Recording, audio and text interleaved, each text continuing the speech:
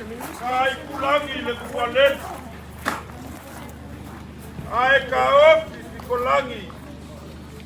Apukoko e vile mau ngai. Inga wako kuapu le pule le kua. O le pule kua pasanga mau yai. Le ngave malilipi kia lo longo le koau mangu. Kalau fai, walala le kabai singa, sa kapusia le aula loko, sa mama wifisanga le la. Kalau fai la ulupe, sa kula pula sa papanga ya ulimu, walala malia le ngao yoi. Inga walia paiva i pura kau sumu. Mala maka lulu o le upeki mamang. Wangi fai le pisanga kau kura papa.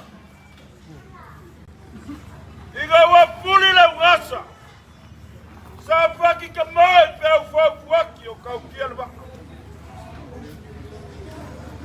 Kala fai. Ila kagi pasua pua makale. Walolongo i malo lagi kapui. Ai wakulia lagi papafu. Owa wapelea se yo fakulau. Kulau ia. Le ngawa sa wan pa ia sa kuala. Ayongo malau pepe. E whape whai le maupua ngā whamua, ko la whā le kauso. O pa ia e whakakai makailiili makapulaia. Whaofo lea malaikia. A sungu yange i whangal polo. A wāle kausinga. A le whāle piku ma le ngofa sko ma le makua o kawawe. Waku malo le fionga i le paumui. Bako bakula wak. Wala masa sa lag. Ila la para sa fa. Para peka lenga ya la veo le ngapoi malai. E fa ka yo la komaka. Kuma ao le kupua figao. A sumui mai salangi. E lala kayai sa fomua. Awa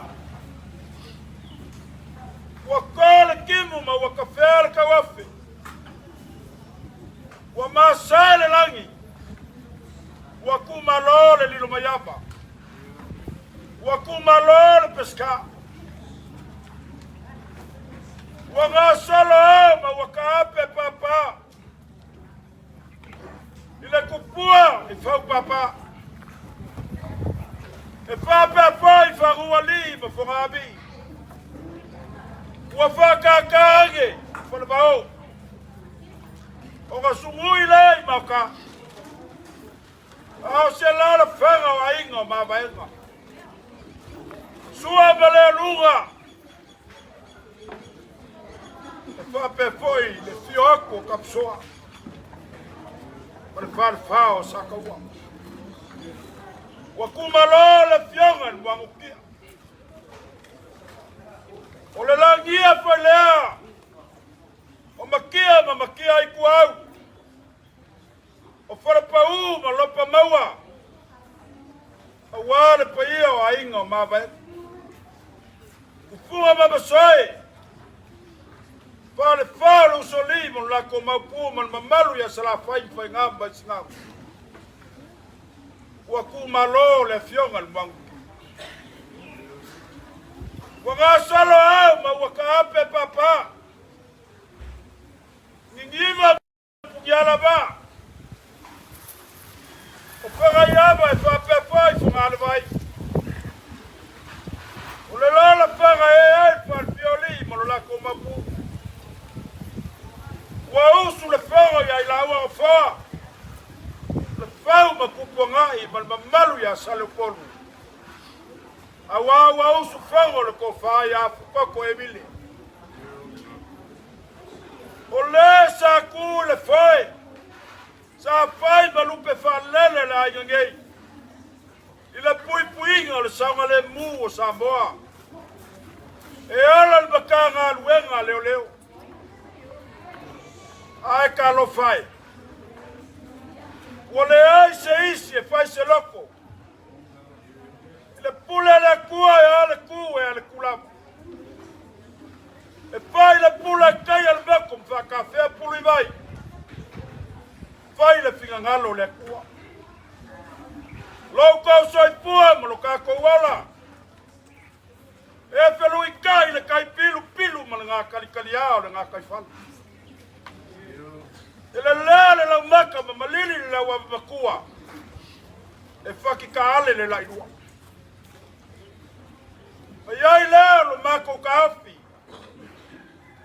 O aba ia ma mamalu o le aso ngei. Leo wa kingi ka wao mai. I le ele le ngei o le ekalesia. Ua fai ma pisanga o ainga a wa Samoa. A mea ia lau leo. Le wha leo ai le kofa ma le wha ukanga i ainga ia. E mamori a kua ai le wha afkai.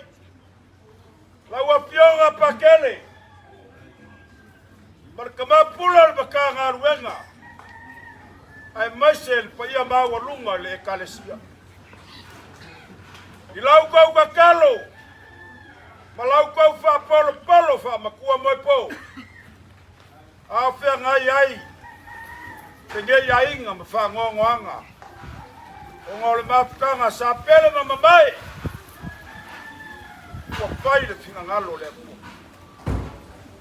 Mafukai aku. I lau a pionga le ripa le mia filfilia o Samoa. Lau susunga le lauli le Maliakoa. O le mingsikal ma ka ngā ruenga leo. Se ua wha malofa i kama. Ue fia mai. Wha mamalu le aso. O le susunga le Lisa Kingi. O le sa kau kual ma ka ngā ruenga wa Samoa. Whafkaiak. Wa ia maua lunga ia pionga i swimming ska ma pionga i whaipule. E maise le pionga le sui palimia. Ma malu maua lunga o le malo. I lou kou api fia mai ma le kala mai o au. Wa kumakia ma maua lunga ai. Le usunga whango le kofai a fkoko. Whafkaikele la wa pionga le rikom singa ma le pulenga. Kalo fai. Wasa safa oki loko wanga le lei ma loko walofa. Wafama fola o kou lima. Aisea. O se kaupua le a wa le akali o ngei ai.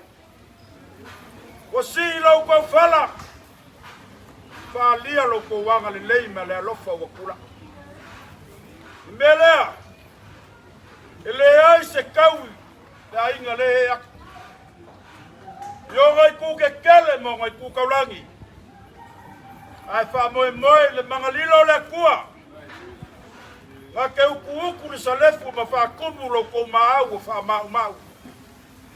O ngalo ko walo lofo le akali. O le ngai ai. Poi mai sa bako fam kalanga. Au kapui o au ngui o au sisili. Kaiao, o le akumu ma kaiao le kalalelei. Lea wa uma o ngasau ngua pakele. Wa malele makuwaku le langi. Awale kua malanga sila mai. Se ko mafaifo mangua walo ko ia maua. Lea, o le akau mafayaku la ini. Alu. Se kau mafaiga la ingei. Ele so ai lo ko kiki male au lo ko pali. Ya mali a fengo ka wa fa for mangu le fo. La mago kon fe. Lau afionga ile kama pulo makagalwenga. Pakele visesio. Alo mai la mako kamfaya kula falo alo le.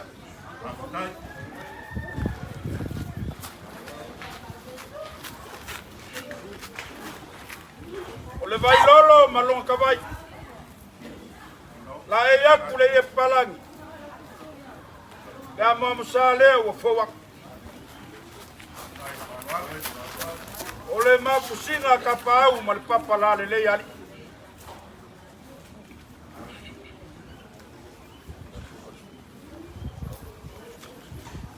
Ole sua kal sua puskisu.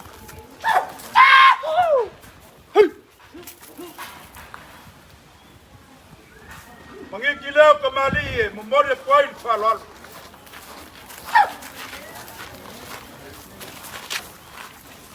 Ko fale la opionga paket. Ma pula nukanga do.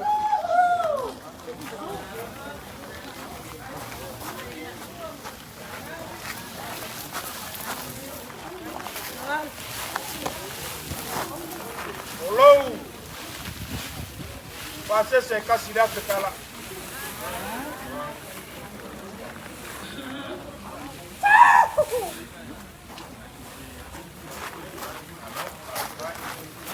Olau kai lima pusapa male kolu puspisu.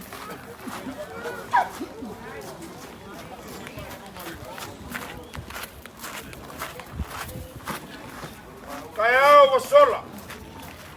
Kafalo alo se Paulo kupur nge yainga. Awal kawaga. Ko fale la wafionga kama pula.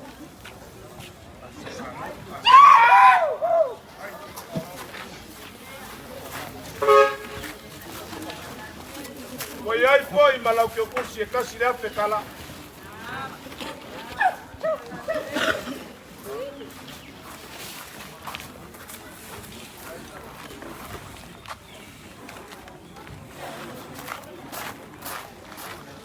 Kalau fai Kwa ngia la fionga le li palmia mingskar kanga benga le le. Ale kuwa falolonga la inge. Falo alo le wala fionga le li palmia.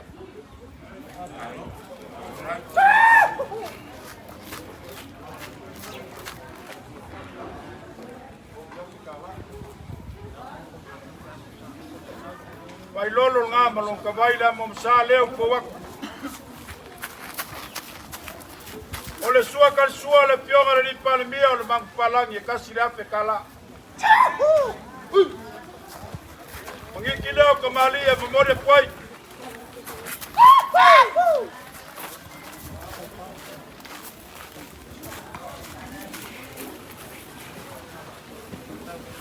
Ole kofale le fionga le palmia.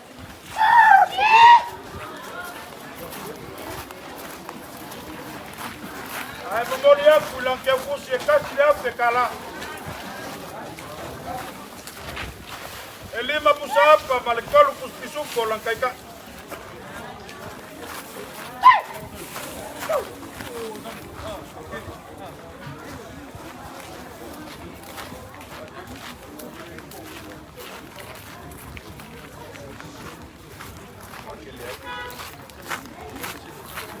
Ya, la kakosea kule, ya fionga ya pakele chaste. Ko fale o la fionga pakele.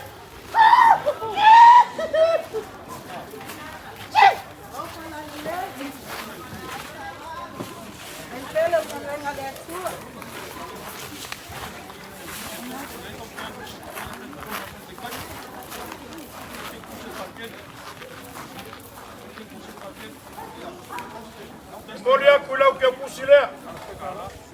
Kasile pekala. Bolu kusap ka malelua pisu pola kaita.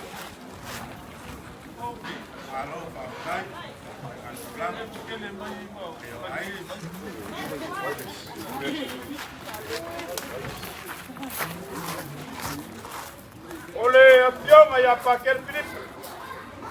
Va kofale.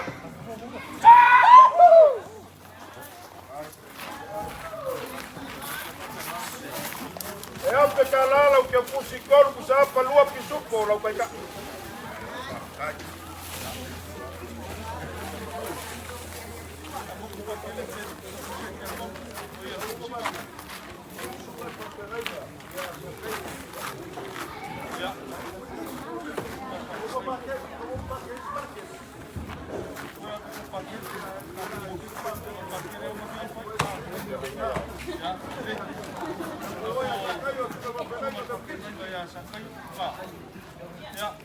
Ole, sungal kausim ka ngaluenga. Sungal pa fiangai nga ya sakai. Salai lua. Ya, orko pale. Pa fiangai nga kaulangia. Ai flangaka ya kwa ko mkulba ba salda. Ya kusile la usung.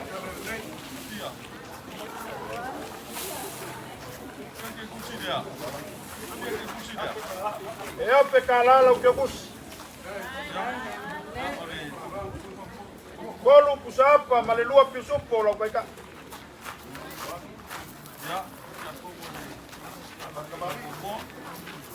Ole. Sungar kia kongole. Ekale sie momo. Faka malile.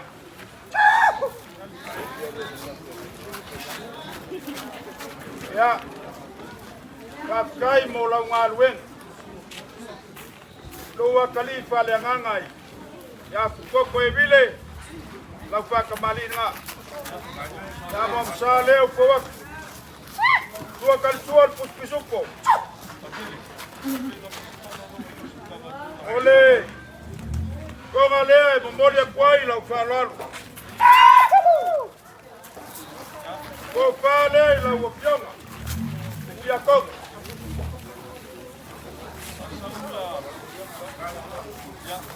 La memoria kula ukiukusi. Kasi le pekala. Kolu kusapa male. Tua pisumbo la ukaita.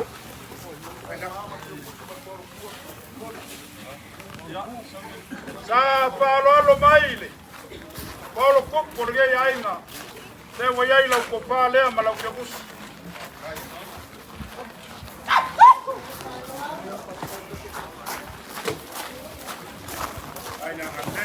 Ole sungale kausin kanga luenga I pasko. Papengai nga ayongo malau pepe ma. Tayo sa kwala. De la kampoya.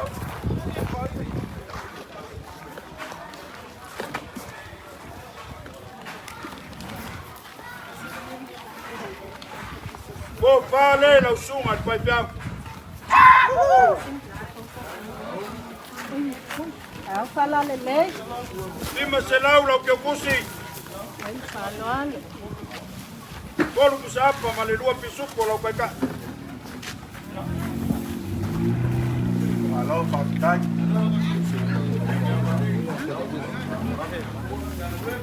Iya. Ai fala. Iya.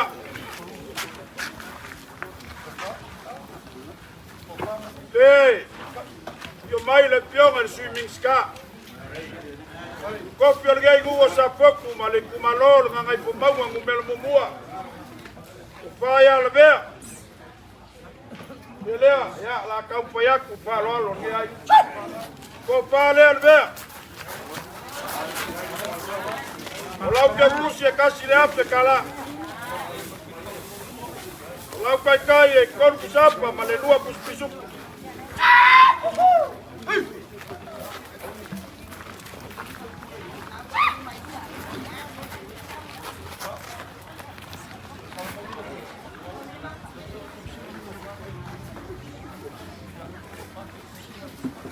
Lawa pianga ile. Kwa misingal makangar wenga lo leo. Lau sunga li akawa. Uluai pawa malopo lawa pianga pon makua usori. Ai. Ko fale lawa pianga li komsing. Sao fala lele. Ai fala, vai le pele le bala pa ia le sua. Vai a sos. Molia kulau ke kusile kasile ape kala. Kolu kusapa malelua pisupo la weka.